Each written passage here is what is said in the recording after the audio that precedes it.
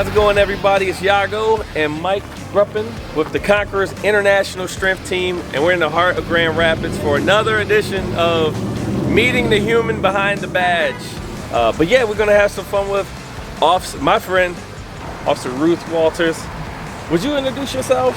Like who you are? Who are you? What do you do? And where do you do it? Okay. Ruth Walters. I've been a police officer with Grand Rapids for 26 years now. I've done 14 years on patrol. I did 10 years at the detective unit, and I currently run a prison reentry program for our females. I do it here at Urban Family Ministry down at Sherman and Eastern, which is where we're stationed right now. And that I've been doing for the last almost 3 years. Sweet. Well, thank you so much for being willing to come out here and have some fun with us. We did get a special request to do our feats over here, so we're gonna go in front of Eleanor's Kitchen, one of my favorite places to get some rib tips. All right, Mike, why don't you show him this magic trick? All right. Mike, I want you to meet my friend Elijah. Elijah. How are you, Mike? Good. All right, so who's doing the trick? You do the trick, but have him pick the card. All right. So Elijah, you're gonna go ahead and pick a card, any one at all. Do not show me the card. All right, there you go. Just take it to yourself. Now, what I want you to do is just you kind of go up to the camera a minute and just show the camera a minute. All right, he got it. Yeah. All right, good. You got it now? Yeah. All right, good. Now, what you're gonna do is I want you to just put that card anywhere in between in the stack there. There you go. He's looking. There you go. I ain't looking. Okay. I promise I'm not looking. All right, now, Officer Ruth, what I need you to do is I need you to go ahead and just hit my hands. And the card is going to I'm not going to do anything. It's just going to appear on the ground. You ready? Yeah. All right, ready? Officer Ruth on three. Okay, wait. Put your hands upside down. Huh? Dang, okay. All right, ready? 1, 2, 3. Is that your card? Officer Ruth, how hard did you hit my hand? Dang. What happened to the cards? All right, so the reason I had you turn around is because behind your back I ripped the deck of cards in half. And when you stuck the card back in, you only stuck it into half a deck. Let's show the camera what those look like. All right, so what I'm gonna do now, in case you missed it, I'm just gonna take a half a deck of cards. I'm gonna rip a half a deck in half. You ready? All right. All right, here we go.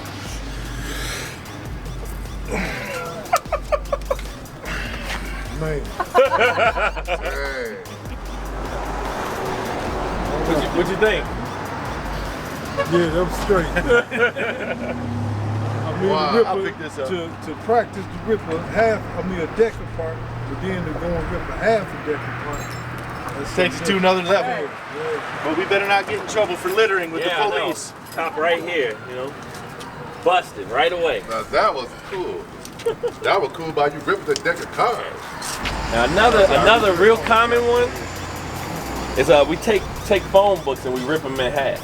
Phone books are a little hard to come by nowadays because we got Google, so we kind of moved on from ripping phone books to ripping iPads. I'm kidding. We don't rip iPads. But do you think it'd be pretty easy to rip a single sheet in half? A single sheet. Yeah. Single sheet? What about the whole thing? It's hard. Hard? All right. We're going to see just how hard. So you see, like all the pages are there, nothing been taken out. It's a cut. It's probably pre-cut already. You want to come check it out? I do. Yep. All right, he's going to check it out to make sure that the phone book is all good. Make sure everything's good. Okay. We're good? How about you? You want to take a look at it? I'm good. I saw it. I'm like, yep. That's phone book. And you gonna tear that in half? Tear it in half. You want to try it? I just did. All right, here we go. 1, 2, 3. Damn. Oh man. Yeah. You see that, man? Yep. All right. Maybe 11 pay per-views, but golly. Man, I'm a little rusty because you saw I took a little. I was like, hey, I haven't done it in like 4 years. It's been tough to find these things. Piece of cake, man. You got it. Come on, you can do it. Come on. I just gotta kick him off. we go get some scissors. Man.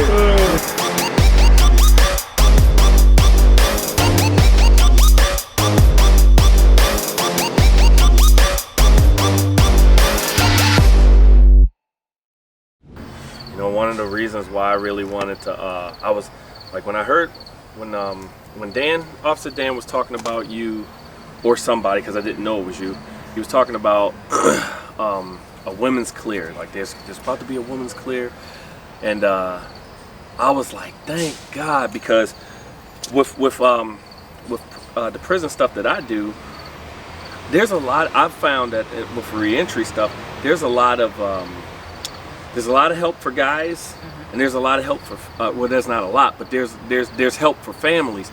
But I didn't see a whole lot of stuff that was just helping women, and I was just like, man, you know, I mean, we only have what, Huron Valley as far as a female prison here. Correct. And so I was like, maybe it's just a sheer numbers thing that people don't focus on that. And so when Dan was like, yeah, you're gonna love Officer Ruth, she wants to do a women's clear, I was like, yes, something for our females that are, because when we go into Kent County Jail to minister and all that, one of the things is just like, we know you're not doing life here, you're going to be getting out, we need to help set you on the right path. So anyway, I'm really glad that you do that. Sorry. That's okay. Well, and even the ones that are going down into Huron Valley, what, 90% of them are still coming back? Yeah. So either way, whether it's in the jail or whether it's in the prison, they still need that assistance and resources and mentoring, and you know, to get them back into the community and back doing the right thing. Yeah. Would you tell everybody what CLEAR is and what you do with it? So CLEAR is a support group for ladies. We meet every week on a weekly basis. We aren't doing lunch currently. I was making lunch for them every week, which was something I did at home and then I brought in. So they got good homemade food. But we talk about a lot of the issues that women have that are not that it's what's the word I'm looking for? Specific to the ladies. But generally speaking, ladies have more issues with boundaries and relationships. And generally a lot of times that is what has gotten them to where they are and why they're with me. Or trauma. Yeah. That's the other thing. They've been victimized when they were younger, and that's caused their addiction, or that's caused, you know, them to migrate towards the group of people that they were hanging with when they got arrested or they called their charge. So being able to help them and hook them up with the resources, if they need a ride to the pantry, if they need someone, a lot of them just don't have a positive person to bounce questions off of. So I also run a Facebook group for them. So they can message me with anything they want in the Facebook group. They can private message me. I'm more than happy to connect with them. A lot of them have my phone number, so they can connect with me that way, just to be able to bounce something off. And I'll get that. Hey, this is what happened today. Was that right? Yeah, that was right. Yep, you did well. Proud of you. Yeah, it's amazing what a little pat on the back can do for some people. Well, and a lot of them don't have that good, reliable, what's the word I'm looking for? Consistent? Support, but also someone reasonable. There we go. That's the word I'm looking for. Yes. A reasonable person to be able to talk to. Right. You know, they've always been in a toxic environment. Yeah. And so that's also a little uncomfortable for them. And so I try to make it as comfortable as I can, you know, and being a police officer and in uniform, sometimes that's even a little more uncomfortable for them. But I know a lot of ladies are like, you know what, you have totally changed what I thought of the police. Yeah. I like that. I definitely liked Officer Dan's view on why he dresses as a police officer while he was when he was running clear, and just like what you say when because I had somebody else say something too where they were just like, man, you know, just take the badge off, get rid of the gun, you know, you look less intimidating and stuff like that. But it was like, yeah, but that's the problem. If you only associate those things with aggression, then when you do see a good cop or that, you know, somebody that you can relate to, you're still not going to see past that wall. So like if you see a cop that's in uniform, head to toe, and you have a positive interaction with him, then that kind of like, I think that helps to take down the immediate response to thinking that something is going to be automatically aggressive. Well, it's funny, when I go into the jail, I go into Kent County Jail into the sobriety unit and the God Pod, and I talk to the ladies there. I think I go like every other month. And like I'll walk in and you'll see them, they're all like, God, where are the cops here? Yeah. Now what I do? Yeah. And then I'll, you know, and as I explain to them why I'm here and about my program and about what we do and about what's available for them, you see them kind of go, oh. Yeah. And then by the time I'm done, they're like, this is super awesome. I never knew we had this. Thank you. Yeah. Yeah. And like just to see the transformation. And even I've got a gal that came to my meeting. She was on probation at the time. And she would sit in the back. She'd wear a hat down. Wouldn't say a word. Yeah. And it took about a year, Yeah. you know. And now she comes to the table. She's off probation. Yeah. She engages. Like to see that transformation Yeah. from her attitude initially coming Yeah. to what she is now is pretty cool, I have to say. That is cool. Because I think a lot of times when people have that's just like a defense mechanism, you know, they protect themselves. Well, and it's like, oh man, I gotta be here. Yeah, there's that too. But then to find out that this is kind of a cool thing that you probably might not get anywhere else because we have those like girlfriend talks, like the stuff that you probably aren't supposed to talk about, we talk about. And so that brings that to it too of, oh man, it's not just me. Yeah. Like you're not alone. Yeah. Yeah. That's cool. And you know, you said that's been a year-long process, so obviously you're pretty intentional and consistent with her. So that's Try to be. Yeah. I mean, I'm always here. You know, I have women, they screw up, they go back for 90 days. Yeah. They come back out. I'm here. Come back and see me. Yeah. You're not banned just because you screwed up. Right. Like we're all human. Nobody's perfect. You know, and so you screw up, come back and see us. Love to have you back. Like Yeah. that's how that goes. And some of them don't understand that because they've never had that unconditional support, which is what my group is. I mean, totally unconditional. You want to be on the right path, you want to do the right thing, let's go. It's good. I will work with you, and we'll figure this out together. It's good. So doors open. Yeah, Come on back. yeah. Man, that's good. Because I know a lot of people could get on like a good path for a little while, and then they screw up, and then they feel like, oh, I let so many people down. Especially what if I let Officer Ruth down, you know? I've had that. Yep. One of my girls, she tripped up, and she was super embarrassed. And I messaged her. I'm like, hey, let me know when you want to come back. Yeah. And she actually came into the police department one day, and I saw her. She said hi. She turned around and walked back out. And so we talked about it later, and she's like, I was just embarrassed. I'm like, we all do stupid stuff. Right. Like, that's part of being human. Yeah. And, come back and see us. It's good.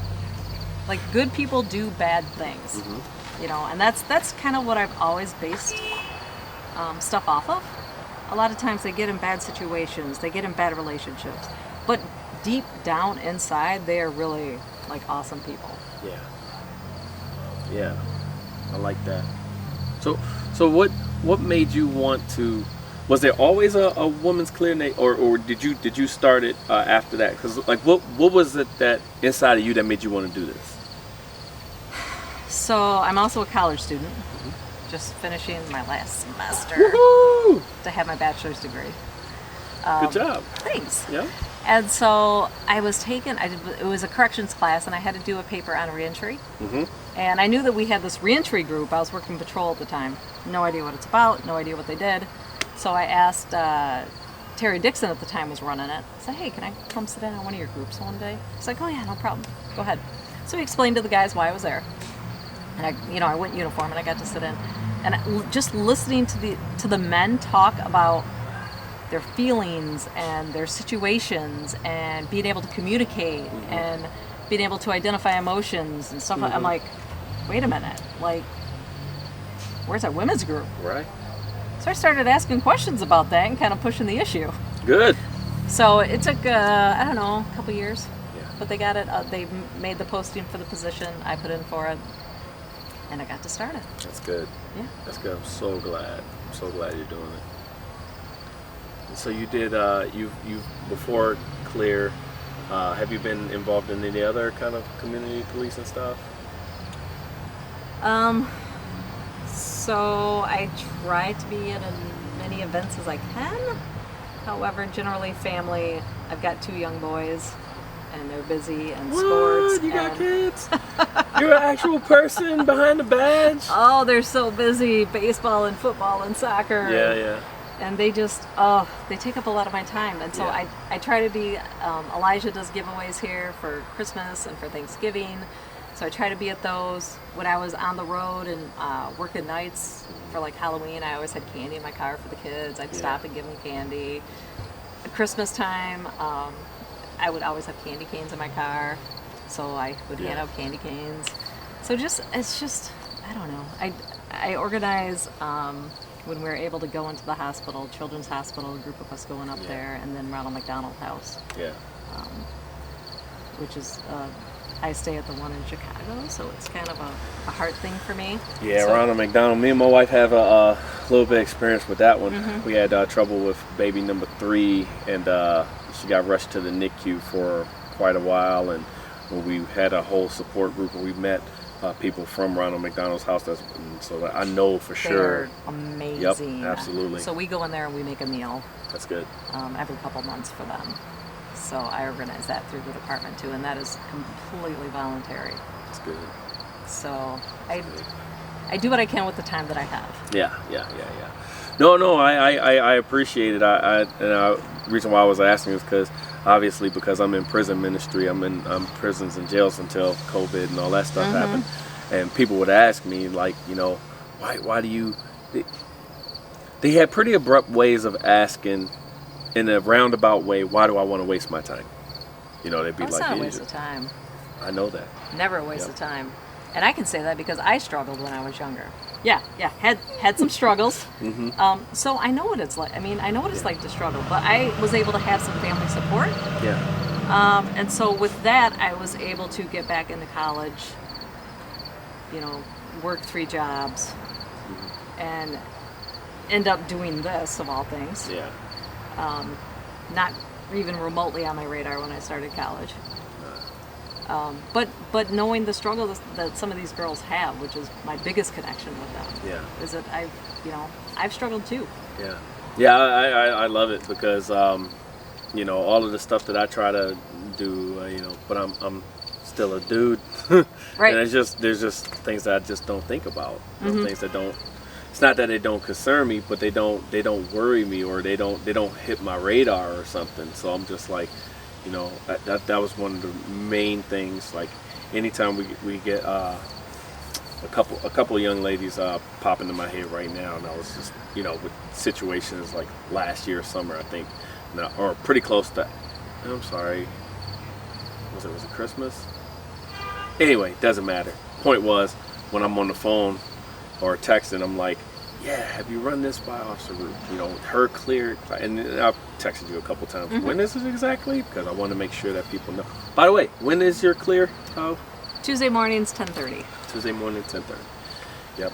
When you made your bad decisions and stuff like that, your family was there to help guide you. And some of these ladies, when they get out, they're going to need somebody to help guide them too. Right, and they don't have that. Yeah. And so I know how important that is. I know what it did for me. Yeah. And where I went because of it. Without that, I probably would be sitting in the same chair they are. Yeah. I mean, there's absolutely no doubt in my mind. But I had the support. So. Any success stories you could tell us about? I Don't have to a name lot of anybody. them. I have a lot of them. Pick a few. Me and so I've had 2 get their kids back. That's awesome. Yeah, That is awesome. yeah. The one, she came out and she just hit the ground running. Like, she went out to Delaware, took care of some stuff out there, came back on parole. Right. That's good. That is. That's I mean, huge. that's one of those things. Like, you send them to Delaware, God, I hope you come back. Right. I want you to come back.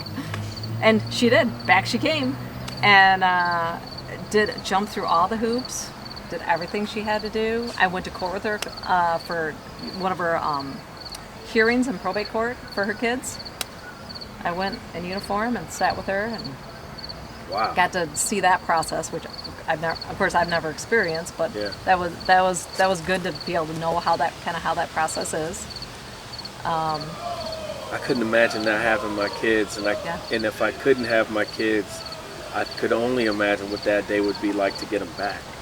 Yep, and then I helped her, I try to go out and advocate for housing Yeah. for my ladies. You gotta be part of my program. I have to know that you're doing well. Right. We But- don't have a lot of resources to waste, so you want to know. Right, You know. right. A lot of people don't like to rent to people with records. Right. Because they've had bad experiences. Right. So I want to be able to place the people that are doing well, Right. so that I can place more and more and more and change that. Right. Change that perception, change that view of them.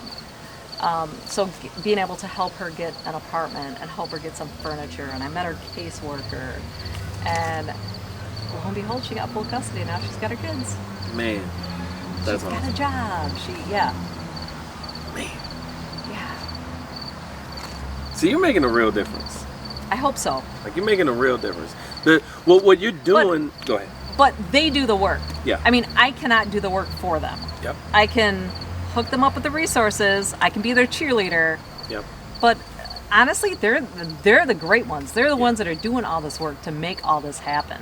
Like, they want this, they can have it. Yep. I love it. Yeah. Like, they are the heroes in that. Yep. But I think a lot of it does come back to that pat on the back and then having somebody in your corner that believes in you. Hope's a big thing. Yeah. Yeah. Yeah. I met a lot of people who are hopeless and just don't have any in you. Like, you try to. We do like school assemblies and stuff like this, and I would tell the kids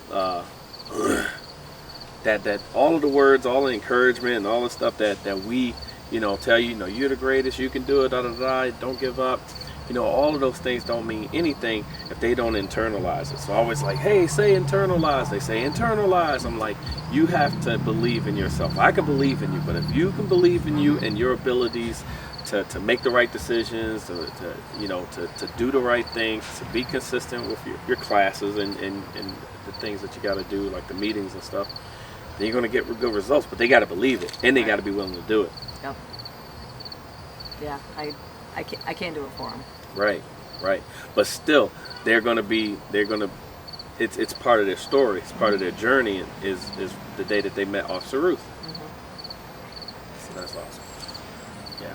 So before that, you did do patrolling like down here. Yeah. Yep.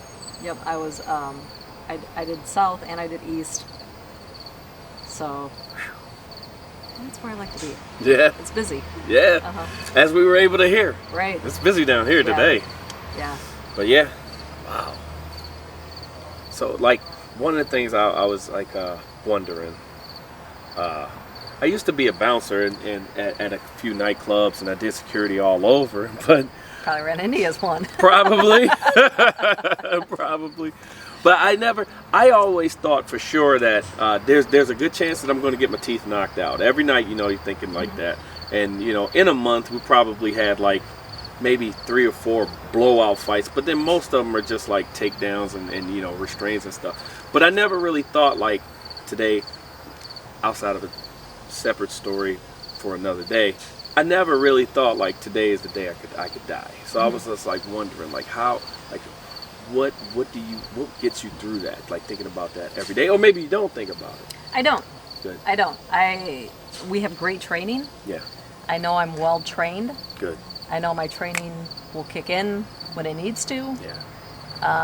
And if it's my day, it's my day. I'm not going to change that. I don't know if you know how that sounds, but like I've heard a couple other cops say stuff like that, and I'm like, yikes, that is. Well, so, you know, some get hit in the vest, some don't. Yeah. Like, what? I will do the best I can, and I will put up the best fight that I can. Yeah. And I think of myself as mentally strong. Yeah. And I think that's half the battle, is being mentally strong, knowing you're going to win the fight. Yeah. Well, I already told every officer that I come in contact with, they all know that we are always praying for you guys, like day and night for sure. Because we appreciate you and love you and everything you do. But yeah, so you said you did patrol. Now patrol is when you're like in the vehicle riding around and stuff. Yep, I did about So- 10 years on nights and 4 years on days. All right. Kids like it? They think mom's a hero? Sometimes. Sometimes they're like, oh, that's not so cool, Mom. Yeah. Well, you know, kids that know me as a conqueror think that my kids must be like, man, your dad's awesome. My kids are like, not really. Right, exactly. Remember, the man can bend steel. He doesn't let me get away with anything. Right. Exactly. So it's like, yeah, I get it. I definitely get it. Man. It's about 23 minutes right there, just so you know. Okay. Was there something you wanted to? What do you want people to know about you and the GRPD? I don't know. We're human. We make mistakes too, just like everybody else does. We do our best not to, by all means.